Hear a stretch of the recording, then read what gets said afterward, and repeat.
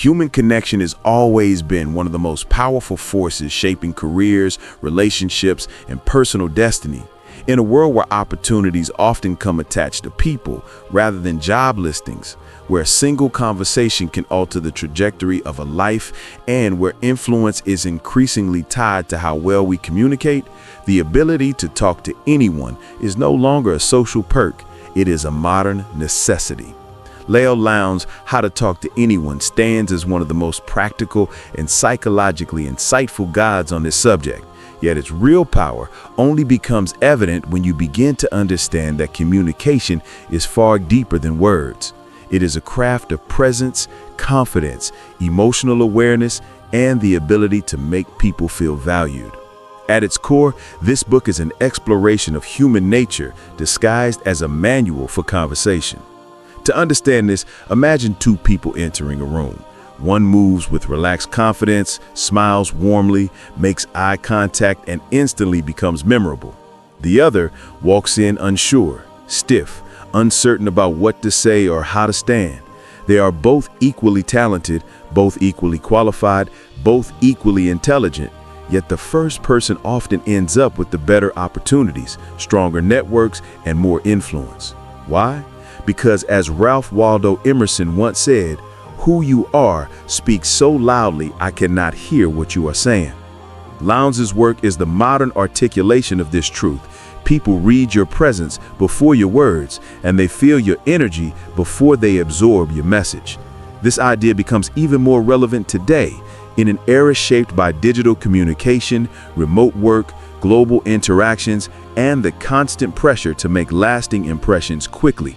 Whether you're an American professional trying to stand out in a competitive corporate environment, a Nigerian entrepreneur navigating partnerships, an Indian tech worker collaborating with global teams, or a European student trying to build connections abroad, the principles of human engagement remain the same.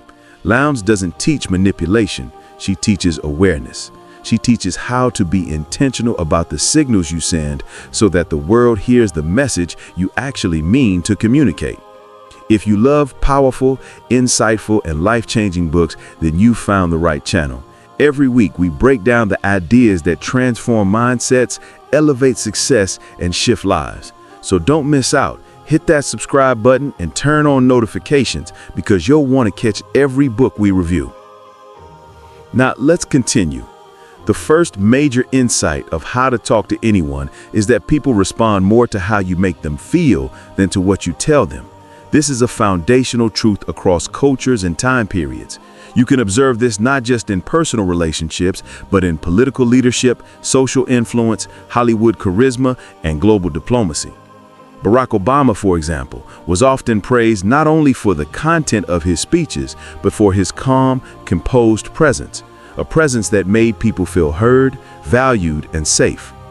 In contrast, many highly intelligent people, scientists, programmers, analysts, struggle not because of the quality of their ideas, but because they lack the social tools to convey confidence and invite connection. Lowndes argues that the way you approach a person determines how they approach you. So this is why she emphasizes what she calls the first few seconds factor. The ability to shape perceptions before your first word is spoken.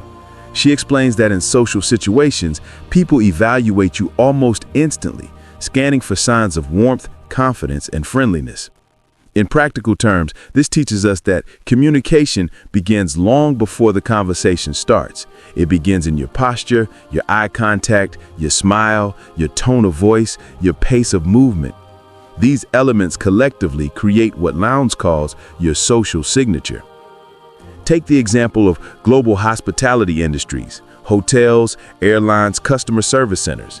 The highest performing employees in these environments almost always understand this principle.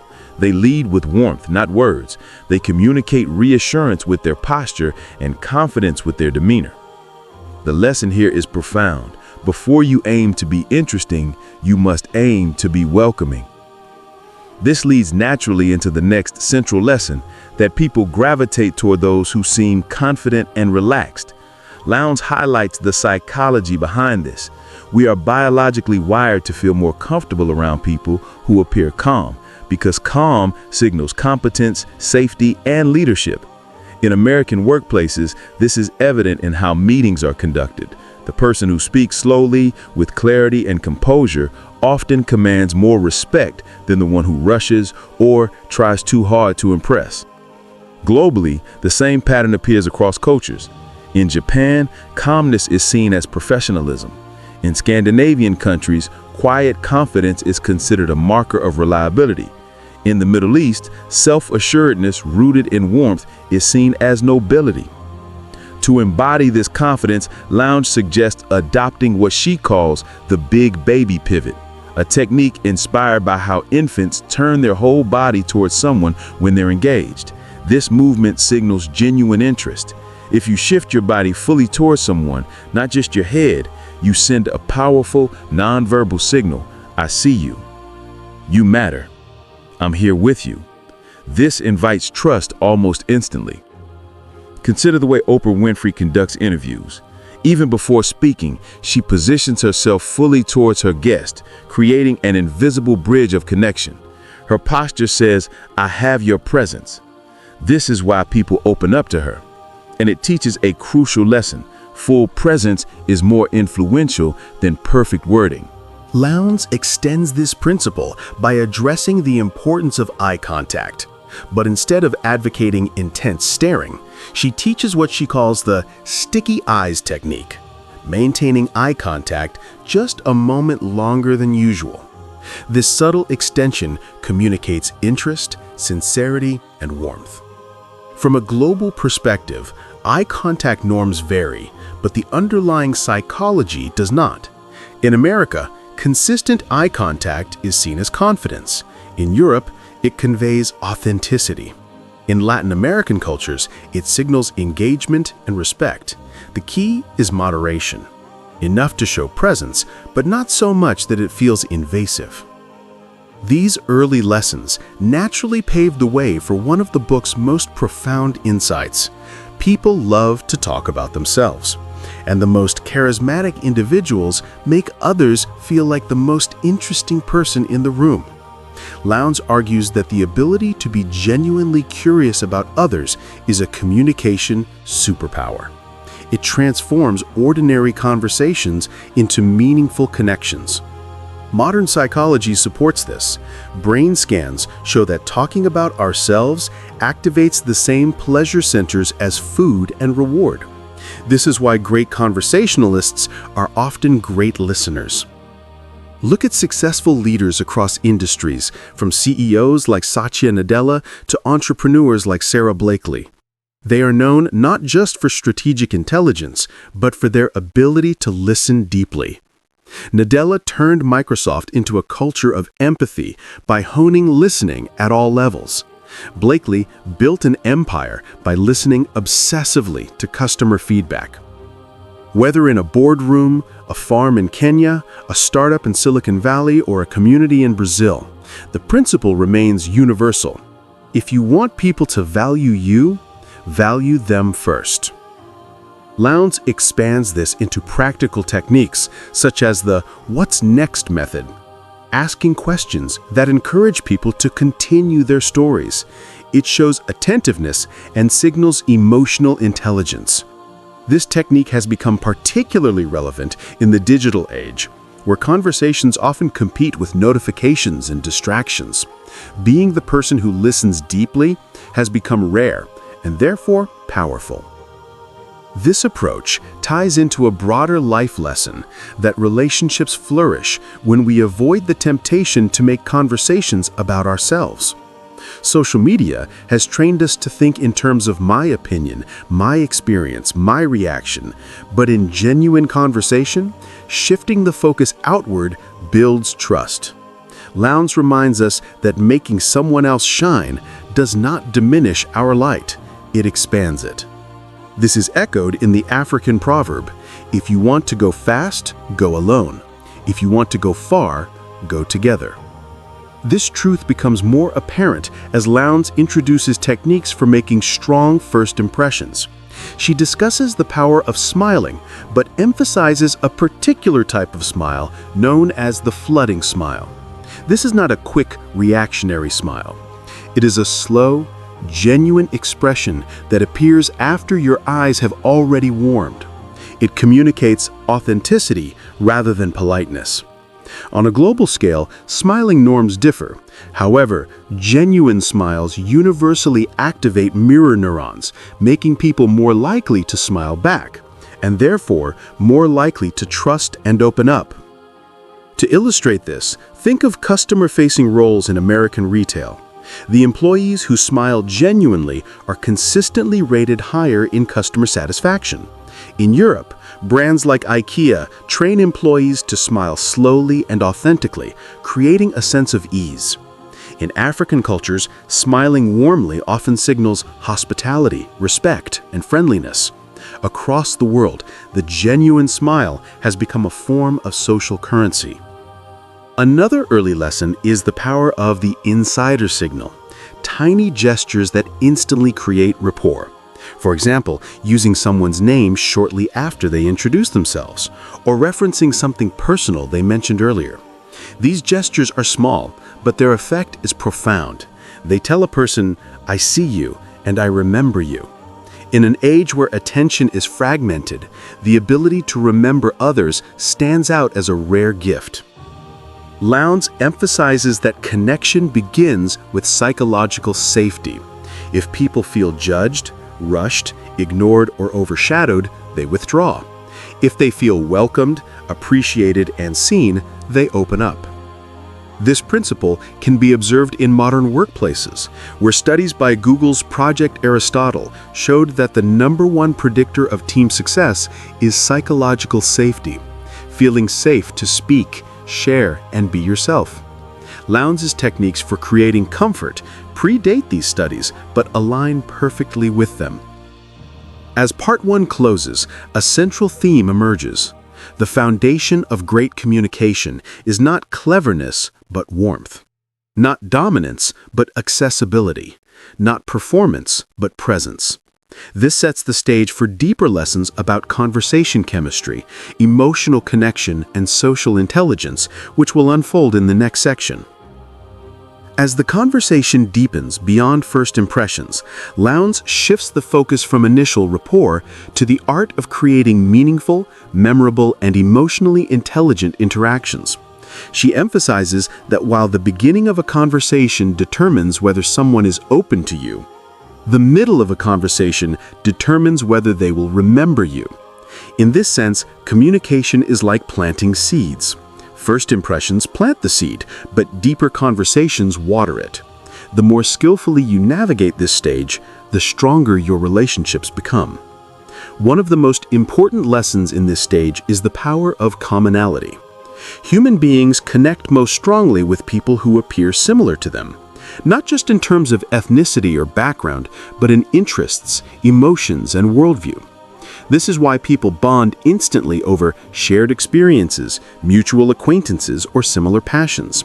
Lowndes highlights that when you find common ground with someone, the conversation becomes effortless. This principle is evident globally. Think of two Americans meeting abroad. Even if they are from opposite coasts and have nothing else in common, the simple fact of shared nationality creates an instant bond. Similarly, two Nigerians who meet in London might connect immediately through shared cultural references, humor, and expressions. This is human nature. Familiarity feels safe.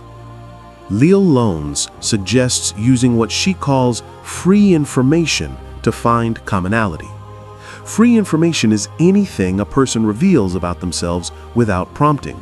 Their job, interests, family, recent events, frustrations, travel, hobbies. If they mention they love cooking, that's free information. If they reference their city, that's free information. If they talk about their frustrations with work-from-home burnout, that's free information. By picking up on these clues and exploring them gently, you signal interest. You turn yourself from a conversational partner into a conversational collaborator. For example, imagine an American engineer mentioning that they've recently taken up hiking to cope with stress. Rather than responding with your own experience immediately, Lowndes would prompt you to dig deeper. That's interesting. "What got you into hiking?" This encourages them to open up further. It is through this space for elaboration that emotional bonding begins. The person feels not only heard, but valued. This leads to the next essential insight. Great conversationalists do not talk more, they talk better. The idea that charismatic communicators are the ones who dominate conversation is a misconception. In reality, the most memorable people are often those who make others feel seen. Lowndes teaches that instead of trying to impress with your intelligence, humor, or opinion, you aim to bring out the best in the other person. This is a universal truth recognized across cultures. In African wisdom traditions, it is said that wisdom is not spoken loudly, it is spoken in the heart, emphasizing the idea that influence is not volume, but presence. In America, Dale Carnegie's classic principle, "Be interested, not interesting," remains foundational to social success. At the heart of this lies active listening, though Lowndes describes it in more emotionally attuned terms. She encourages what she calls listening with your face, which means showing your engagement through micro-expressions, nodding, smiling softly, slightly widening your eyes during key parts of their story. These subtle cues communicate, "I am here, I hear you, and your story matters." In an age where digital communication has numbed emotional nuance, this level of presence has become rare and therefore incredibly powerful. We see this everywhere. In American therapy sessions, therapists are trained to maintain micro-expressions of warmth to help clients open up. In Scandinavian communities, where social interactions emphasize calmness and attentiveness, listening is treated as a form of respect. In Middle Eastern and African cultures, attentive listening is often a sign of honor and hospitality.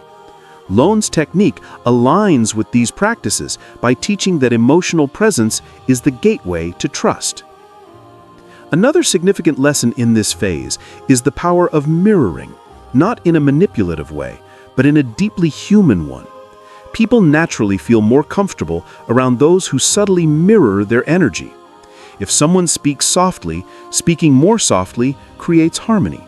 If someone laughs gently, matching their tone builds rapport. Even posture and pace of speech can be mirrored to reduce social distance. This is not imitation, it is emotional attunement. Think of a jazz duet. Two musicians responding gracefully to each other's rhythm create beauty because they listen and adjust. Conversation works similarly. It is a dance, not a debate. Lowndes goes deeper by introducing what she calls the empathic echo, a method where you paraphrase someone's emotion rather than their words. For instance, if someone says, "I've been overwhelmed with work lately," an empathic echo would be, "It sounds like it's been really draining for you." Notice that you're not giving advice, not offering your own example, not telling them what to do. You're simply reflecting their emotional experience back to them. This technique has become especially relevant in today's mental health-aware world, where emotional validation is often more valuable than solutions. In America, where workplace burnout, inflation stress, and societal polarization increase emotional weight, empathic listening enhances trust. Globally, cultures that value communal care, from Latin America's familismo to Africa's Ubuntu philosophy, naturally gravitate toward this type of emotional connection.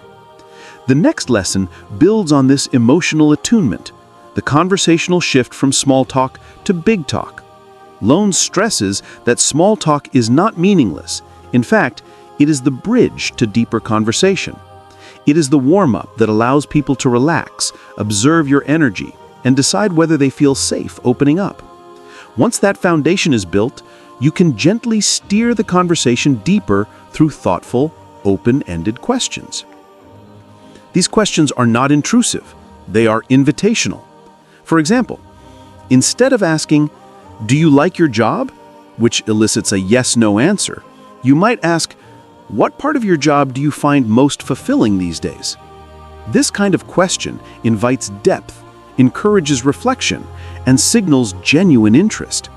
People crave this kind of dialogue because it breaks through the monotony of everyday scripts. It also makes you stand out. Think about the last time someone surprised you with a truly thoughtful question. You likely remember that conversation vividly. Lowndes teaches that meaningful questions build meaningful connections, the kind that lead to friendships, collaborations, partnerships, and opportunities. This principle can be seen globally. In American corporate interviews, the most memorable candidates are often those who ask intelligent, thoughtful questions. In African entrepreneurial communities, deep conversation is often the foundation of trust before business is conducted. In European professional settings, open-ended discussions foster collaboration and creativity. Wherever you go in the world, thoughtful inquiry distinguishes you. Another insight Lowndes emphasizes is the importance of avoiding conversational killers. These include interrupting, one-upping, correcting unnecessarily, or dismissing someone's comment as unimportant. Each of these behaviors damages rapport, often without the speaker realizing it. For instance, interrupting, even with good intentions, signals self-focus. One-upping, "Oh, you think that was difficult? Listen to what I went through," shifts attention away from the other person. Correcting small errors, "Actually, it was in 2008, not 2009, may demonstrate knowledge, but it reduces connection. In American business culture, interrupting is often interpreted as impatience or arrogance. In East Asian cultures, interrupting can be seen as disrespectful. In Latin American and African cultures, unnecessary correction can be seen as prideful. Lowndes teaches that graciousness is more valuable than accuracy when building relationships. Her next lesson flows naturally. Become a mood elevator, not a mood drainer. People gravitate toward those who lift their emotional state. This doesn't mean being overly cheerful or fake. Instead, it means bringing a calm, positive energy that makes people feel lighter after interacting with you. Think of people who walk into a room with a relaxed smile, a warm tone, and a composed presence. They influence the emotional climate instantly. In workplaces across the United States, individuals who regulate their emotions well are increasingly valued for their team impact. Globally, the same holds true. Whether in corporate settings, marketplaces, social gatherings, or family events, emotional regulation communicates emotional intelligence. Lowndes gives practical advice for this. Before entering a conversation, mentally set an intention. I want this person to feel good after speaking with me. This mindset shifts your tone, your expressions, your attentiveness, and your overall energy. This idea leads into an important philosophical truth echoed by Marcus Aurelius. The happiness of your life depends on the quality of your thoughts. Lowndes shows that the quality of your thoughts shapes the quality of your conversations. When your internal thoughts are anxious, rushed, or defensive, your communication reflects that. When your mind is calm, curious, and open, your communication relaxes into connection. Part 2 ends with Lowndes' most transformative mid-lesson. Become the kind of person who makes others feel fascinating. Not through flattery, but through genuine curiosity and presence. When someone feels interesting in your presence, they associate that positive feeling with you. This becomes the seed of lasting bonds, influence, trust, and respect. In a world filled with distractions, judgment, and surface-level interactions, being the person who offers depth is rare and therefore remarkable. As conversations progress into deeper territory, Lowndes shifts from foundational rapport-building techniques to advanced ones, the kind that differentiate ordinary communicators from exceptional ones. These are the methods that turn acquaintances into allies, conversations into connections, and interactions into opportunities. They apply in boardrooms, networking events, family gatherings, romantic settings, and global environments where emotional intelligence is increasingly the currency of credibility. One of the first advanced insights she offers is the power of conversational empathy combined with strategic curiosity. While mid-level communication focuses on listening, high-level communication blends listening with the ability to guide interaction elegantly. Lowndes teaches that skilled communicators do not hijack conversations, they gently shape them. This is the difference between a conversation that drifts into awkwardness and one that flows with ease. A practical way to shape dialogue is through what Lowndes calls speaker expansion. When someone says something even slightly personal, their stress, ambitions, frustrations, hobbies, you expand it. If someone mentions they're struggling with work and family, for example, instead of saying, "Yeah, that's tough," you might say, "How have you been navigating that?" That question does two things. It shows you care, and it invites emotional depth.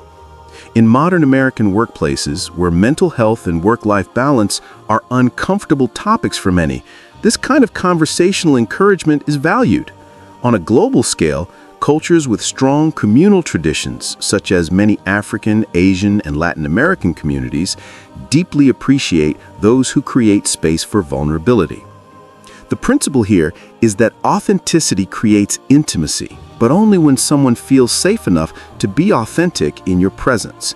Lowndes makes it clear that the most influential people are those who create emotional safety wherever they go.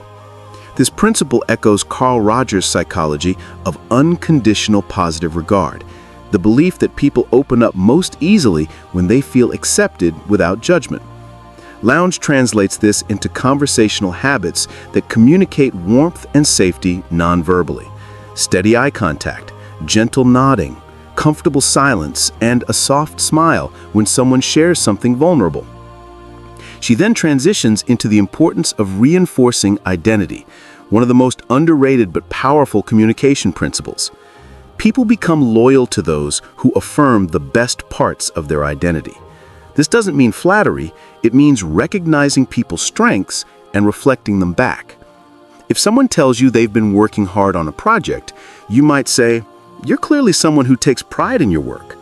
This identity reinforcement aligns with what modern neuroscience confirms. Humans are more motivated by identity recognition than by praise. That is why leaders like Michelle Obama often speak less about achievements and more about identity, reinforcing values like dignity, resilience, and self-worth. Lowndes' techniques tap directly into this psychological truth. From here, the book introduces one of its most transformative advanced techniques, calibrated enthusiasm. Enthusiasm is magnetic, but only when it's controlled. Too much enthusiasm feels forced, while too little feels disinterested. Calibrated enthusiasm is the art of injecting just enough excitement into the conversation to energize it without overwhelming the other person. In practical terms, this might mean letting your eyes widen slightly when someone shares good news, allowing your tone to lift naturally, or leaning in a bit when someone shares something meaningful.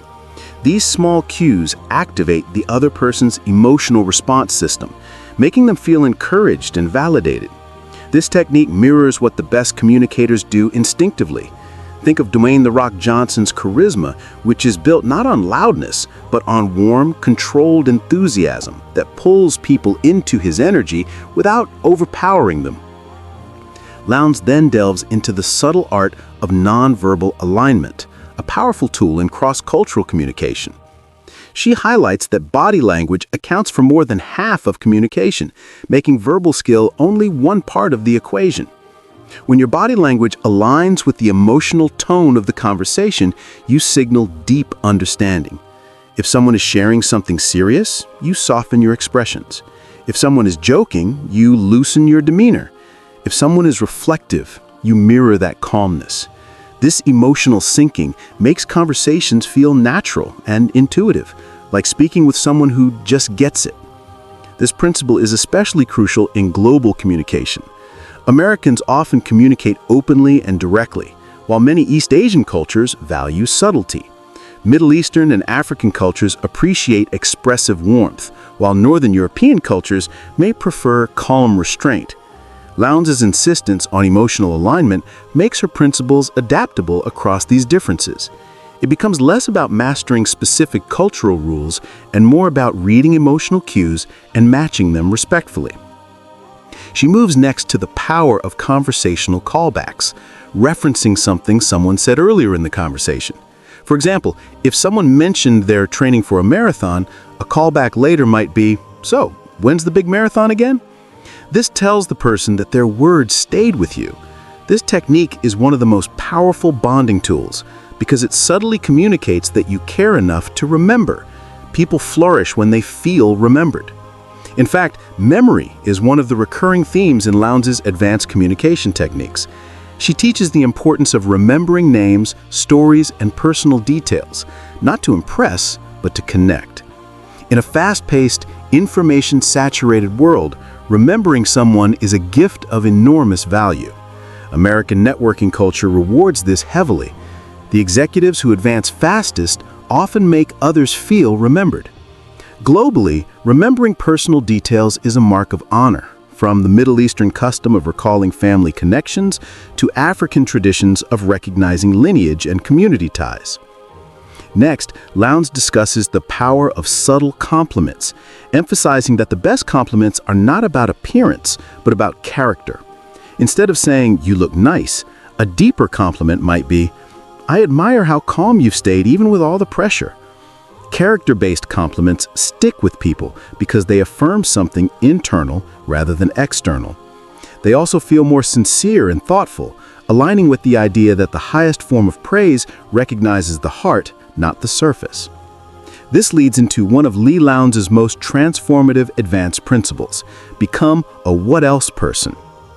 After someone answers a question, you softly encourage them to continue. What else happened? Or what did that lead to?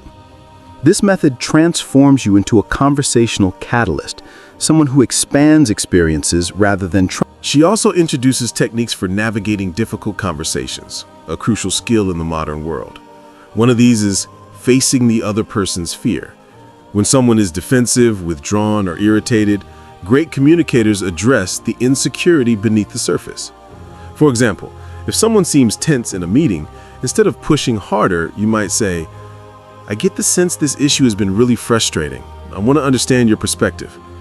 This diffuses tension instantly because it acknowledges the emotion rather than ignoring it.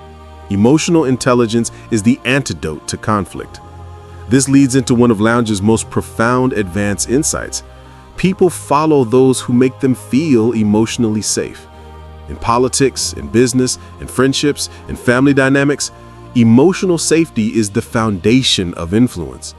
Leaders like Nelson Mandela, Martin Luther King Jr., and Jacinda Ardern were revered not simply for their intelligence or eloquence, but for their ability to remain calm, empathetic, and courageous under pressure. Lowndes teaches that emotional steadiness is social magnetism. Finally, the book culminates in a powerful truth. The ultimate social skill is making people feel like they matter, not through flattery, not through theatrics, but through consistent presence, curiosity, warmth, memory, empathy, and genuine engagement. People rarely remember your exact words, but they always remember how you made them feel. Every technique Lowndes teaches, from the flooding smile to conversational callbacks to empathic listening, is rooted in this truth. The more you master these skills, the more your personal and professional world transforms. Opportunities arise naturally because people want to be around you. Relationships deepen because people trust you. Conversations become fulfilling instead of draining. Social settings become playgrounds of possibility instead of sources of anxiety. You begin to experience what Lowndes demonstrates repeatedly. Communication is not merely a skill, it is a form of leadership. This leadership is not positional, it is personal. It is the leadership of creating light, clarity, ease, and connection wherever you go. It is the leadership of being the person who sees others deeply. It is the leadership of emotional intelligence, what psychologists now call the most important predictor of long-term success. As the summary draws to its conclusion, the lesson becomes clear. If you can talk to anyone, you can build relationships with everyone. If you can build relationships, you can build opportunities. If you can build opportunities, you can build the life you desire. Ultimately, Lowndes' work teaches that connection is not an accident, it is an art. And like any art, it can be learned, cultivated, and mastered. Whether you live in America, Europe, Africa, Asia, or anywhere in between, the principles remain universal. Presence, warmth, curiosity, emotional intelligence, and intentional communication shape influence. In a world filled with noise, be the person who listens. In a world filled with distraction, be the person who pays attention. In a world filled with judgment, be the person who understands. In a world filled with uncertainty, be the person who brings calm. In a world where everyone wants to be interesting, be interested. Because as Leo Lowndes beautifully shows in How to Talk to Anyone, social mastery is not about outshining others, it is about illuminating them. And when you illuminate enough people, your own world becomes brighter in return. If this message resonated with you, subscribe and join us for more wisdom that fuels growth.